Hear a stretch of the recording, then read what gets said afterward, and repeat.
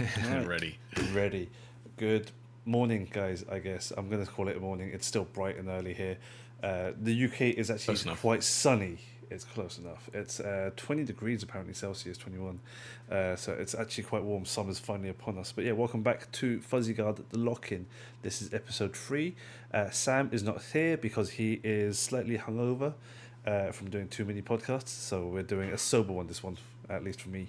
But yeah, lock in episode 3. We're going to go through Combo Breaker because Lazarus, you were with me there. We both had a good time. We're both spectators. I was not working. I was not staff.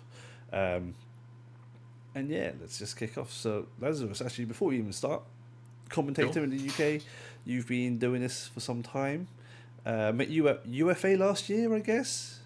Yeah, I think well, that's probably the first time we properly met. I Yeah. think I might have seen you around because you went to a lot of the events like in Europe at the time anyway. So I probably bumped into you, but I think we've probably talked at UFA. Like I think that was the first time we you know, thanks to C4, I'll say. Yeah, oh yeah. Thanks to C4. C4 is the recurring theme of a lot of podcasts at the moment. But yeah, he's a good guy. But yeah, so introduce yourself, man. Talk to us. Yeah, sure. So I'm Lazarus. As Drift said, I'm from the UK. I'm actually half Spanish as well, so I can speak it. Don't tell me to speak it. That's what everyone does, right? They're like, oh, can you speak it? Let's speak some to me, and I'm like, no, it's not how it works. But yeah, I mean, I've been playing fighting games like essentially most of my life, either casually or competitively. I basically started with BlazBlue. That was like my first like competitive fighting game, and it just came across like in my weeb era, as you would, as everyone goes through. I still may be going through it, I don't know. But it came up on Steam. I think like it must have been like Chrono Phantasm or something was on sale. And I saw Ragnar, the main character, Ragnar the Blood Edge, edgiest name possible, edgy design. I was like, that's my guy. And even though I at the time hadn't really played much 2D fighting games, mainly just like Smash and stuff, I was like, oh, I just want to get into it. And then I played the single player mode, got into the story and stuff. And then obviously watching like supplemental stuff on the YouTube about the story.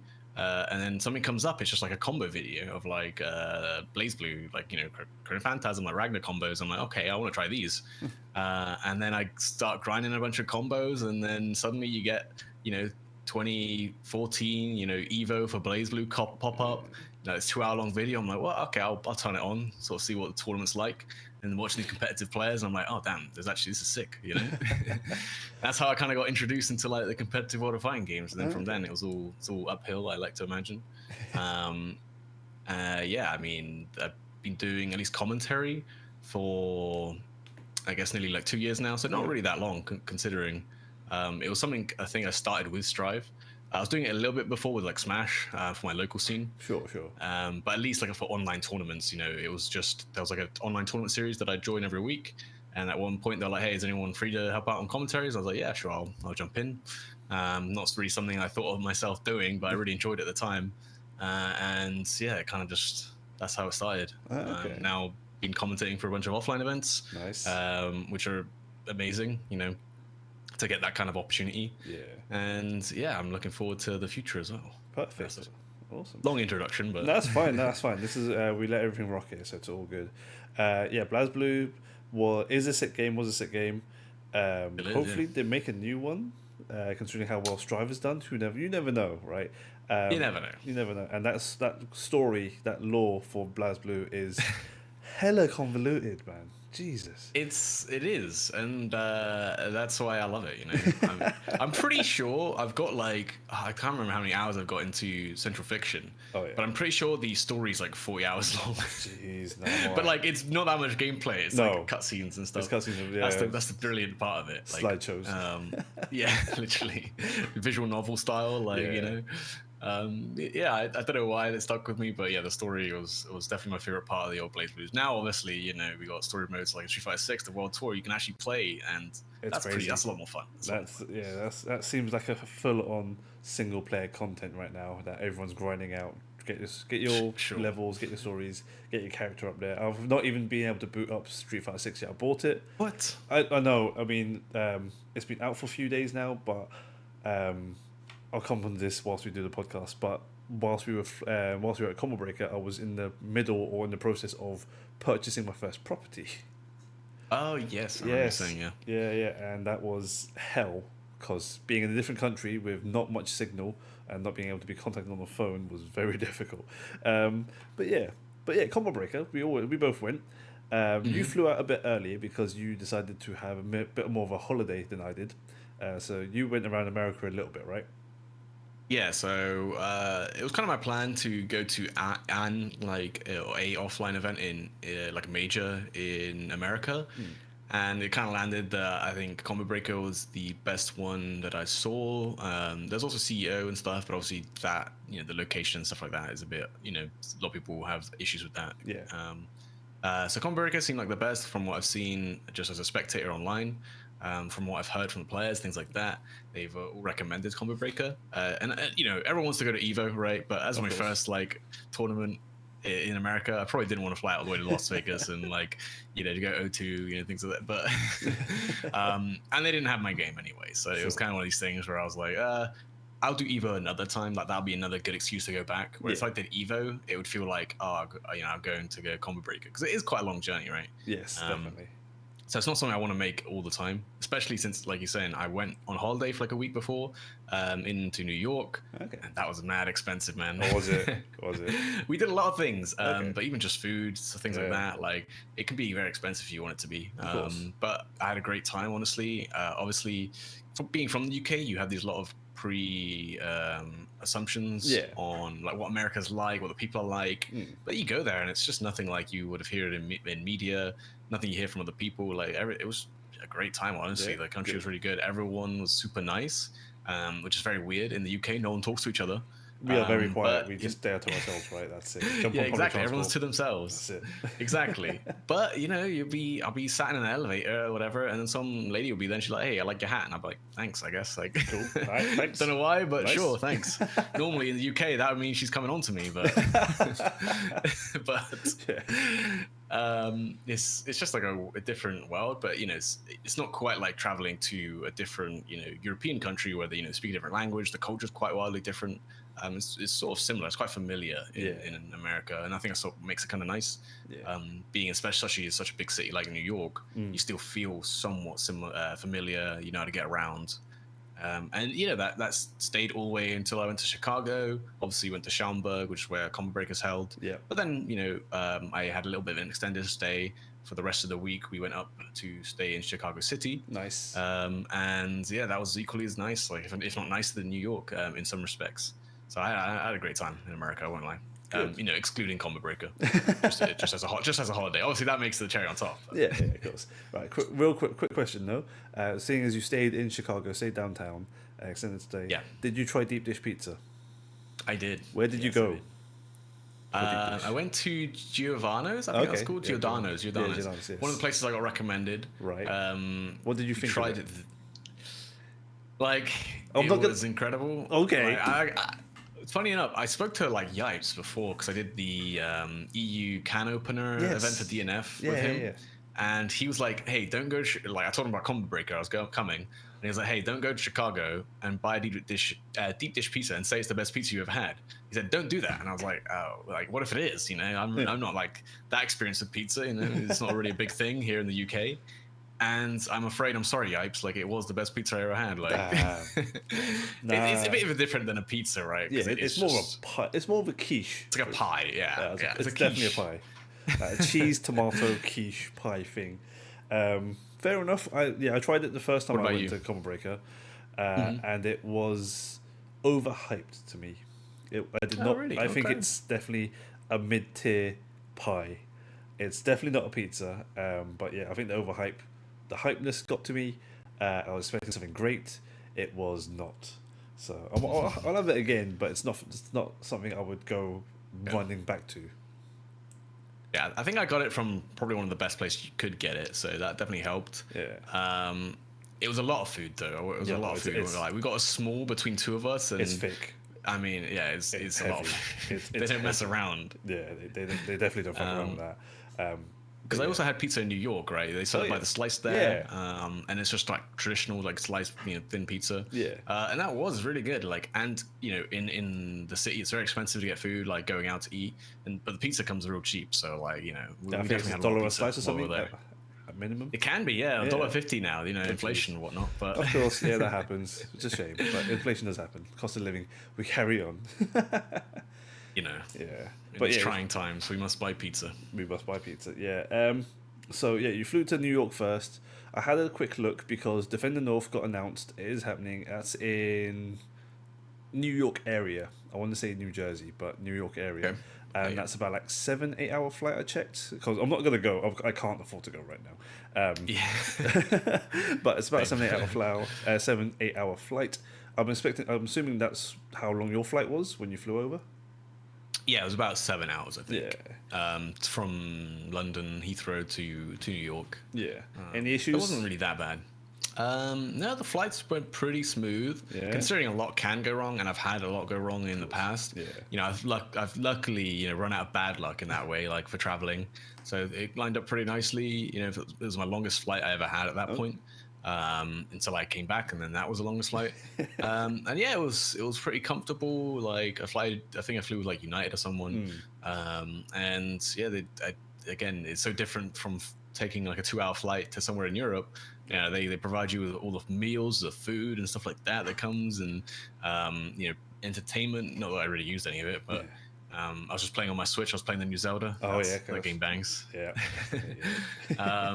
But yeah, it was just kind of a weird experience, like having to eat a whole meal on these tiny little like table desk things. It does make you want to upgrade, but then it's like, is it really worth it for this flight? You know, it is worth it. Even just the extra leg room, especially if you're a tall person. Okay. If you can get an upgrade, definitely do it.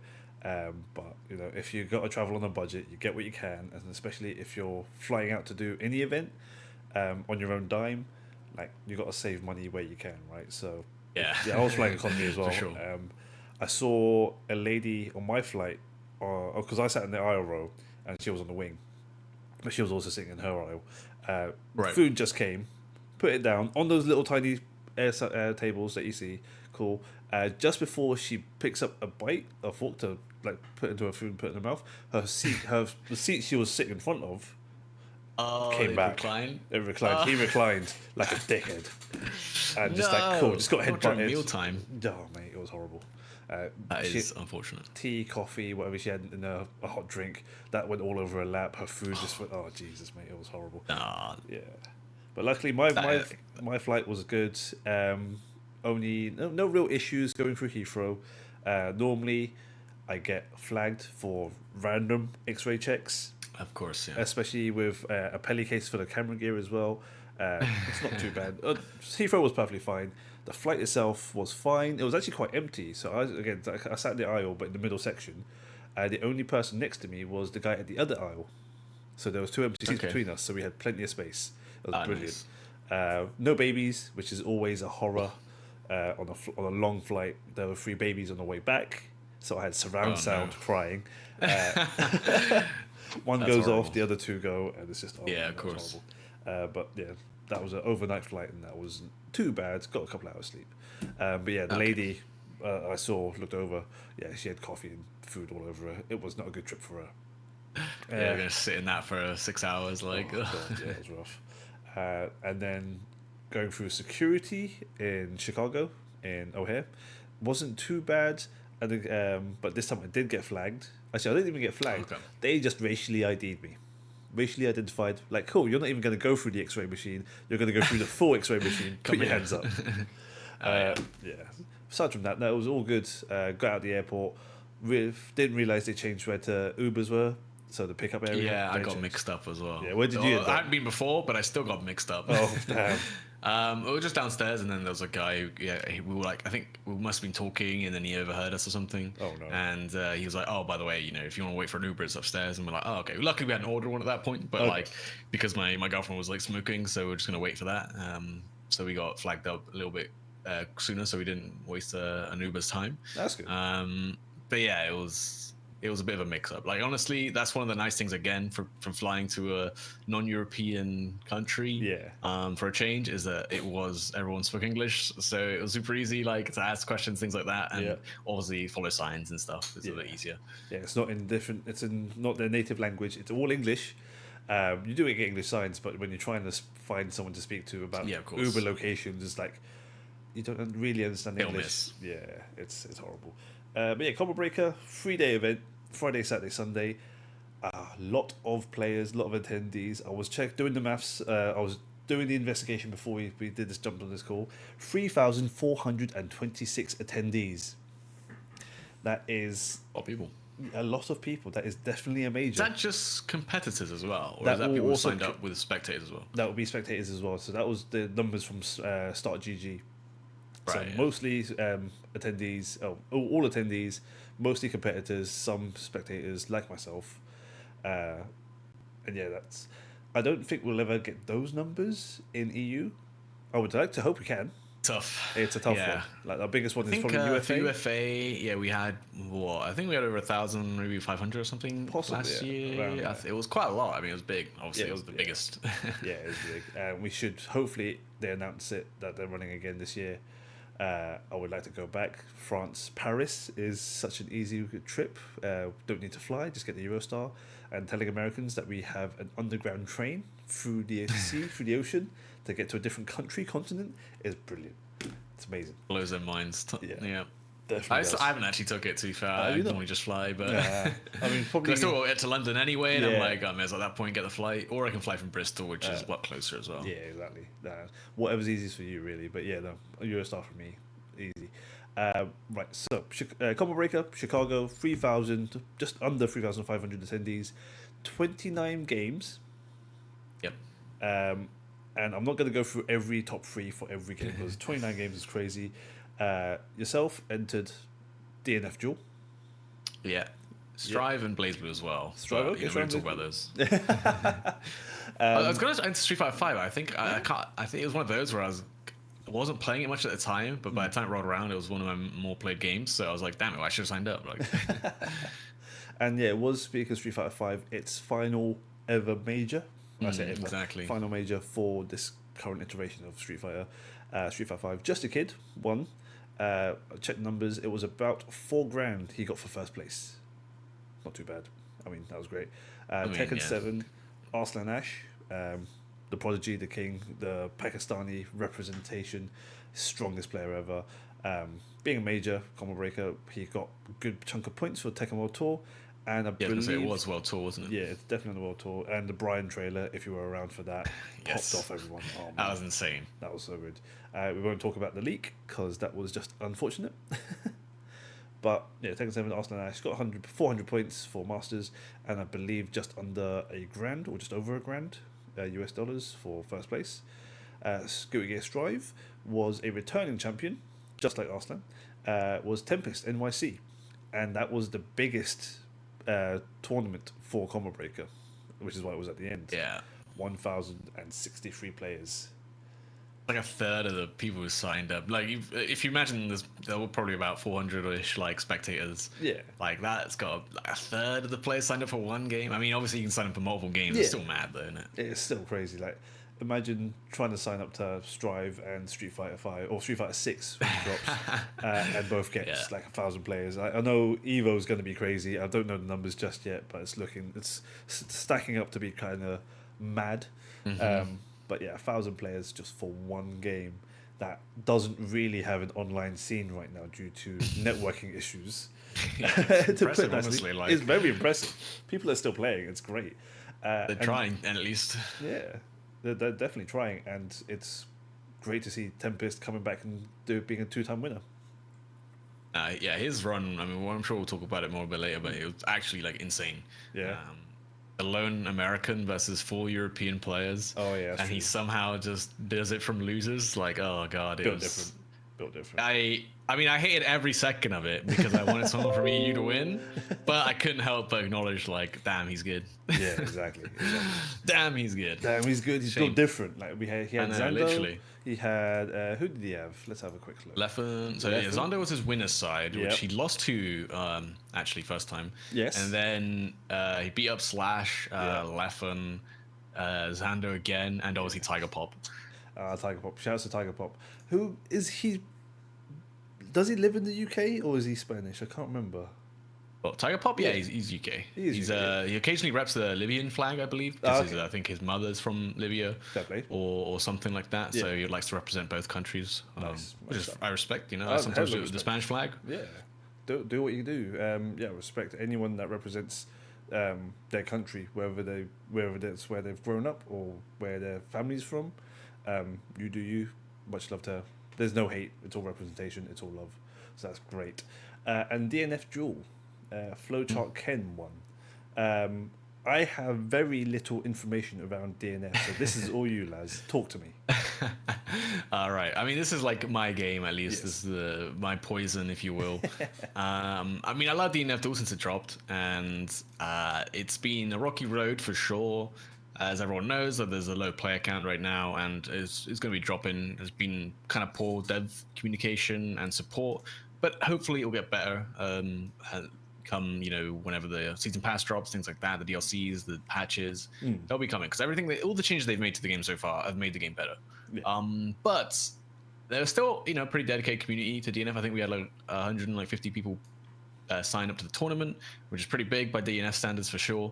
It doesn't really hold a candle to the 1,000 stride, but hey, DNF is a different game. But and it was a really sick tournament, honestly. I ended up 9th. I was really close to that top 8. It was close. One of those things where it's like it's gonna haunt me for the rest of my life. I'll dream about it. I'll wake up screaming. Like, it will happen.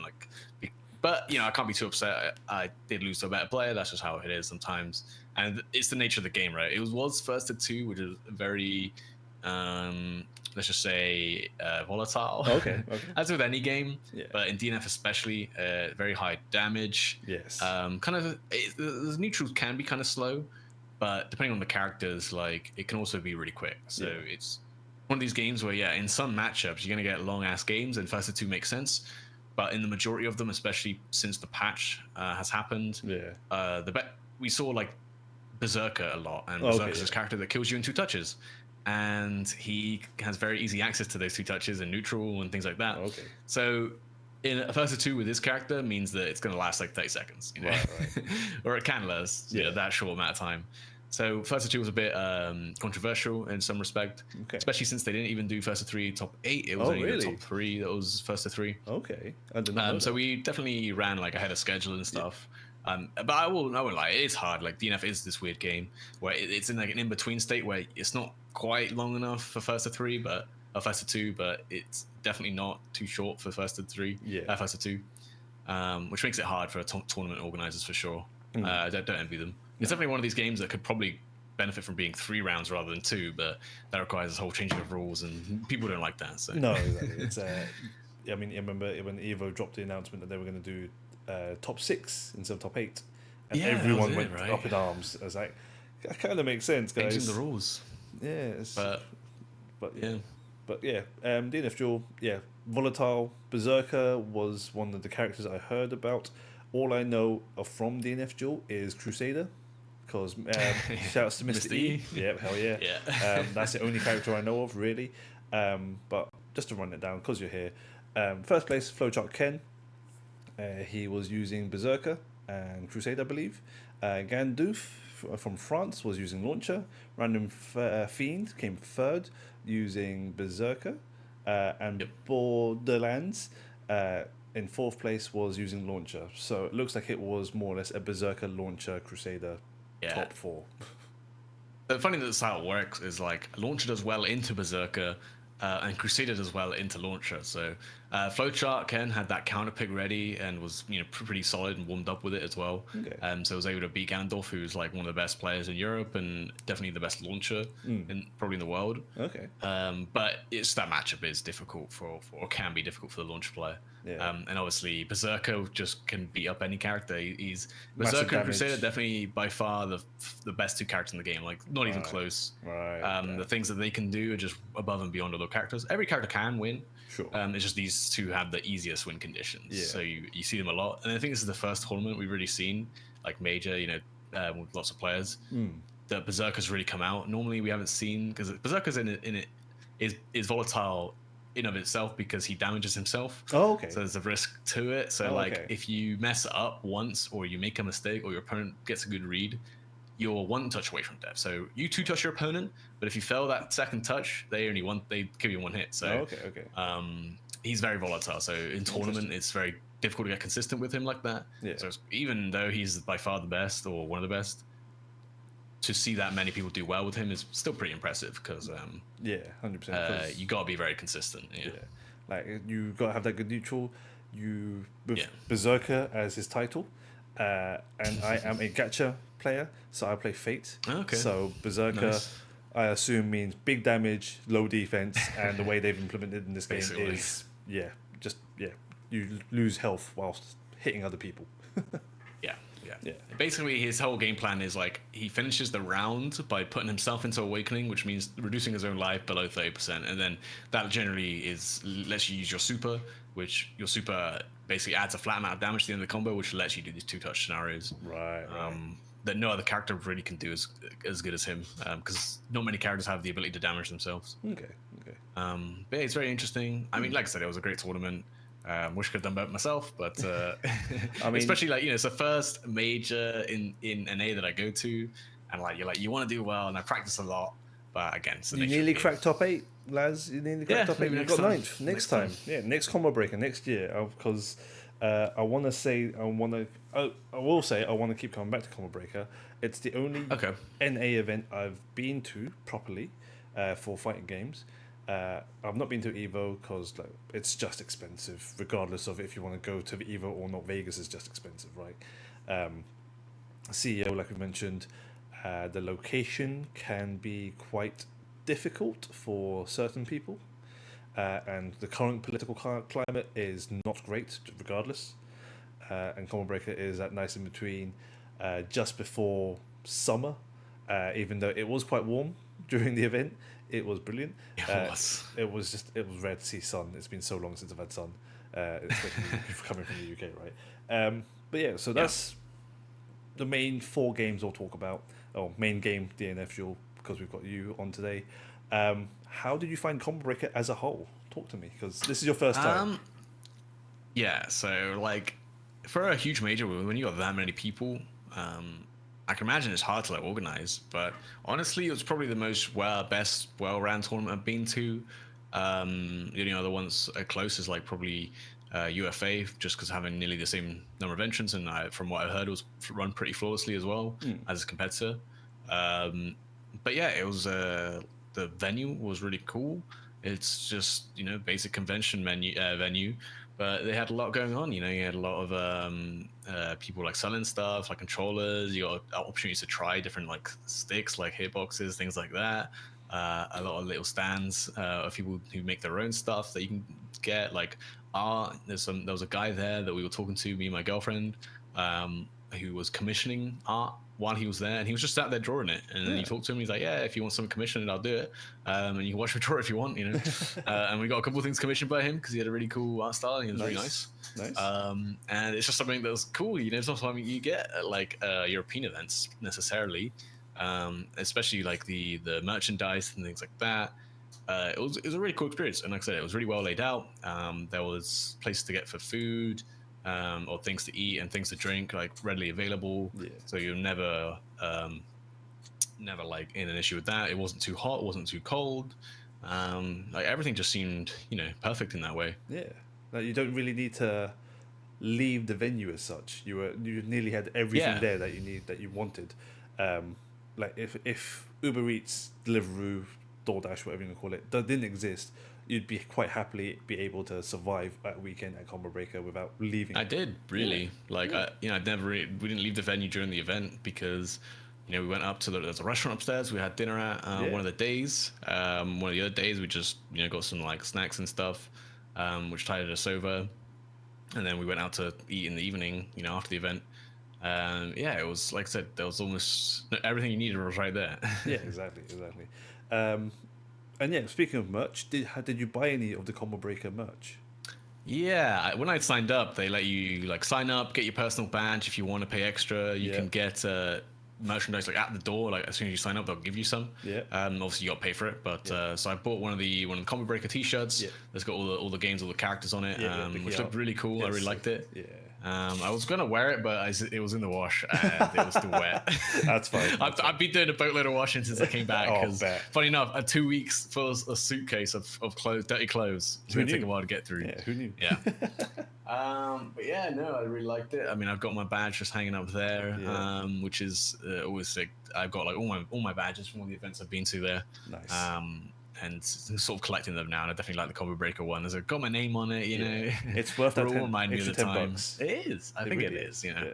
Like you can just keep getting badges and say competitor or spectator or whatever, but extra $10, get your name on it.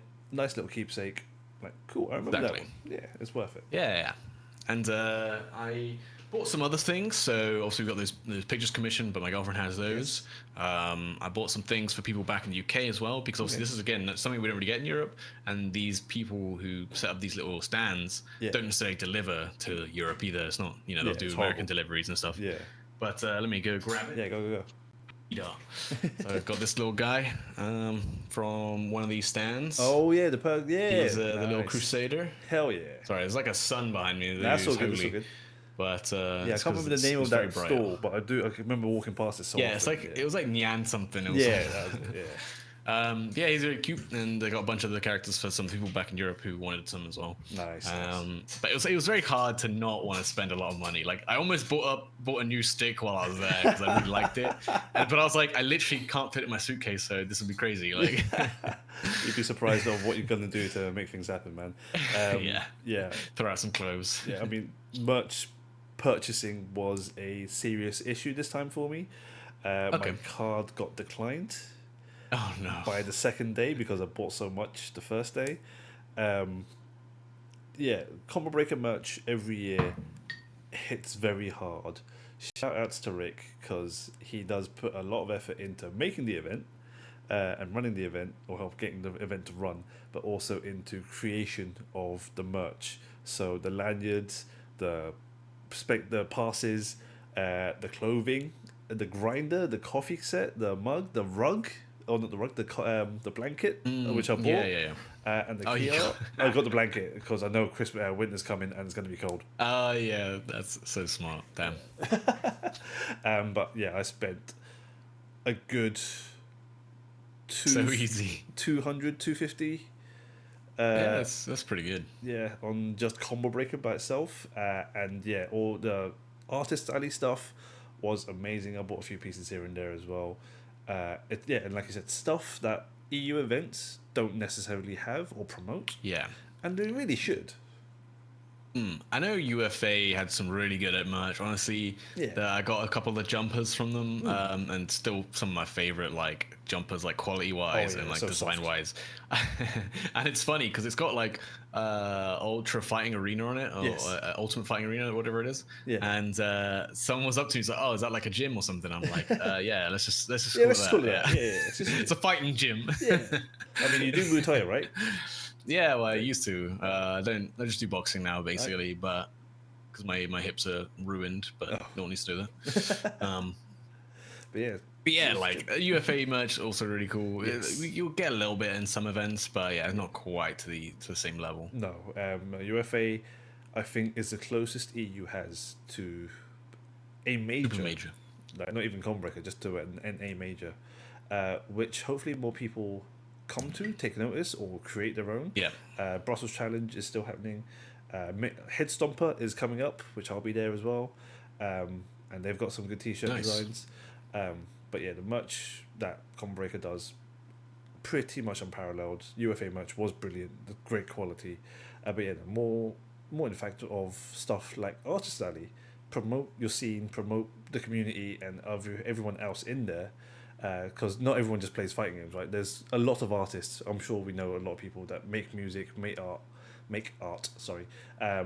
and stuff like that. That we should be able to be. Hey, like if you need a table, there's a little bit of space. Set up here, pay whatever, sell your wares, and go ahead. Just help get everyone get bigger and better, right? Yeah, I don't think like that guy who was just commissioning art right there. I'm sure he was just like, "Hey, can I just put up a little stand here and like get people to look at my stuff?" And I'm sure Rick, whoever was organizing, was like, "Yeah, sure, go ahead. Like you got the floor space for it. Yeah, okay, do it." Exactly. And I don't think like in my mind, versus fighting, because it's the UK, right? They have I'd say plenty of space. They have space to expand in that venue. But at the same time, there's enough space for people to have, say, a hitbox stand. Because shout out to Justin. Oh, yeah. Those guys were great. They didn't really have a massive stand, right? They've got two setups, a couple of monitors, and a bunch of hitboxes ready to be sold, ready to be picked up. And that doesn't take up much space. Artist Alley, like, you get literally an alleyway of tables and people can just start selling stuff, much like a MCM, like a Comic Con or whatever. It's not going to be that many people, which is a shame. No. But at the same time, it's something that can be done, and I think it should be at events. Yeah, I think like you mentioned, VSF, I would say, like, they got such a huge venue that there are definitely things you could do with that, I think. And we might see it this year, who knows. Fingers crossed. If anyone doesn't know, VSF is basically like a big shopping mall, essentially. I don't know how to describe it. True. But yeah, it's like the whole shopping mall is just like booked out. It's like 3 different floors and a lot of different spaces. It was really sick going to last time. Cinema screen as well for the final top 8s. Yes, that is. Hopefully I'll get on commentary for that this year. Who knows? Fingers crossed. Fingers crossed. So that's Combo Breaker. I say that's Combo Breaker. That's 3 days of fighting games, a whole lot of stuff. Met your partner. She was a very lovely person. Took some pictures of her, which you posted on your Twitter. So people who haven't seen any pictures, check out my Twitter. I posted a few things. The albums are up, but also Lazarus. He's also managed to promote some pictures for his partner because she doesn't have Twitter, which happens. She was like, maybe I should get Twitter now. I'm like, yeah, well, it's too late. It's my followers. Yeah, these are my clout. It's fine. Fuck you guys. I did get a large amount of people following me, like, after, when she was like, I don't really have Twitter, so you can go follow this guy. And I was like, thanks. Promote that. I appreciate that. Yeah, get that promotion. Let's go.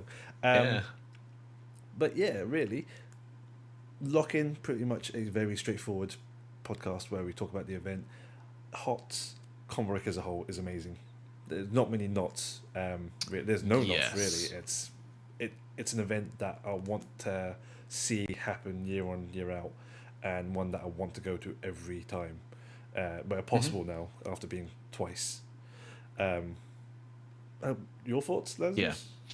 I mean, I definitely want to go again. I think it was weird. Like, so when I showed up on the Friday, obviously took a little tour of the event, and then I sat down and played some DNF because obviously, as we mentioned, I've been on holiday for a week, and I was going to be trying to take this seriously competing. Yeah. So I was like, hey, I haven't played like in a week.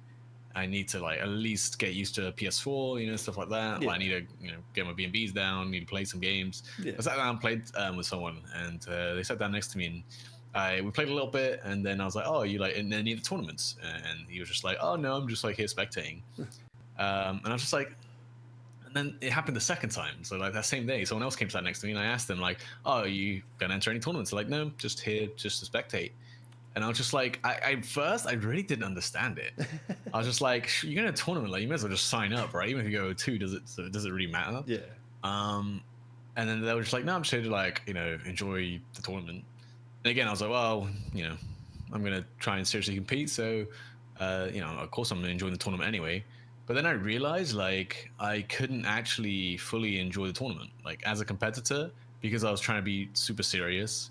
So I think... on the Saturday, we had our pools. Yes. And then I qualified for top 24 the next day, so I had to come back the next day and play early for my top 24. Yeah. So obviously showed up on Friday, kind of just wanted to grind because I was really out of practice. So again, didn't really get the most chance to like properly experience everything. Right. Like the auction tournaments, things like that. Oh yeah. And then I had to play 10 a.m. pools, so I was like, well, I got to leave the venue early. Got to go to bed, wake up, get in early enough so I can practice a bit before playing. Yeah. And then I'd play, and then I had to come back the next day to play. So I was like, okay, well, I got to get practice in because I want to get that top 8. So I spent most of the day playing, and then I, had to wake up early again the next day for my, 11 o'clock top 24. Yeah. And so I'd leave the venue early, go to bed, make sure I got enough sleep, get in early to play some games, and then, obviously failed to qualify for that top 8, but I realized that, like, as a competitor, like, you don't get to fully enjoy the tournament. So even though Combo Breaker is probably the best tournament I've been to, it's probably not the best time I've had with the tournament. It didn't really stand out to me. No, Like, of course, yeah. it felt like just another competition, and because obviously that was the way I was treating it. Obviously, there's a scale of like the finals on the Sunday and things like that were really awesome. Yeah. The crowd was really awesome, but like there's nothing that like really stood out, like nothing that felt amazing to me. Of course. And it's not obviously the fault of the tournament organizers, but it was just by virtue of being a competitor and trying to be serious about it, I sort of dampened my own experience. So now I'm thinking about those people who are like, I'm just here to spectate. I mean, they probably had the best time, right? They didn't have to worry about any pools, waking up for 10 a.m. pools or anything like that. They're like, it's a 24-hour venue as well, and I'm just gonna stay here, get some like drunk games with my buddies, you know, whatever, like see what's going on with the auction tournament.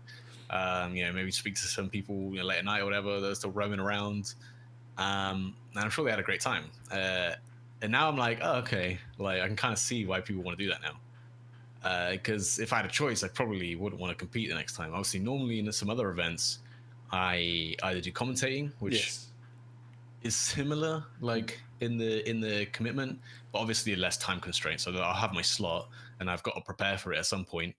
But in general, I will be able to have the freedom to do whatever I wanted. If I wanted to stay up late, and my commentary slots at 3:00, like I can do that. Yeah. And obviously I don't have to worry about keeping hot and warm and practicing.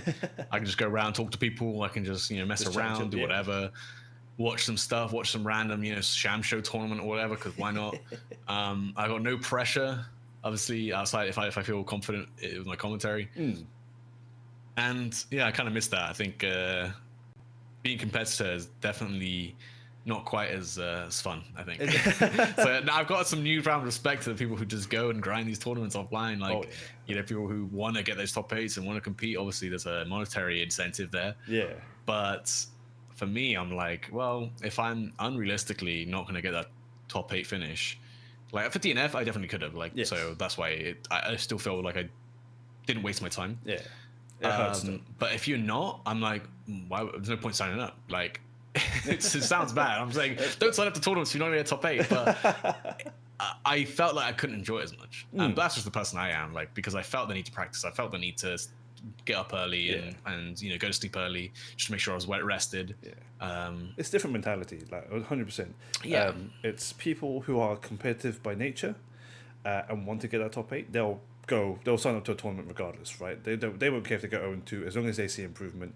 They'll eventually crack top 8, and away they go. And definitely there is a different mentality between spectators and competitors.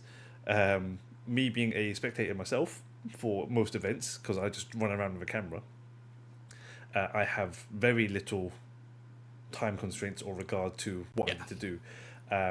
Speaking of which, at the event, it was a 24-hour open lobby event. So setups were there 24/7 during the event. During after 8-9 p.m, all the setups were basically set up for casuals. You can just rock up and play games. The hotel lobby, which shout outs to that place, they must see some shit from us.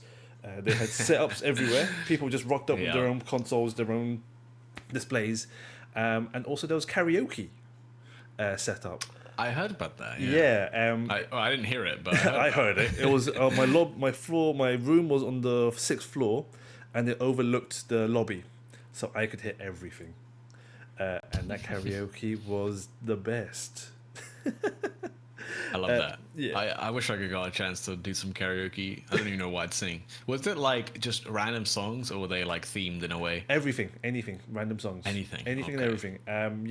Honestly, if you ever want to go to Combo Breaker or go back to Combo Breaker for yourself, get a room on site as soon as possible. Don't even think about registering for the game, for the event. The second they open blocks for the hotel, book that first, because that is always what sells out.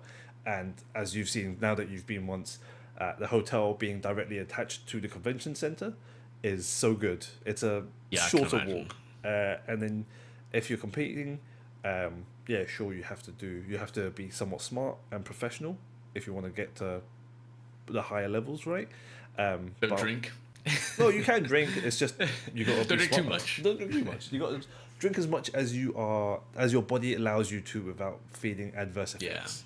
But just chilling around. I don't personally drink, but I was chilling around the lobby, playing casuals, playing random setups.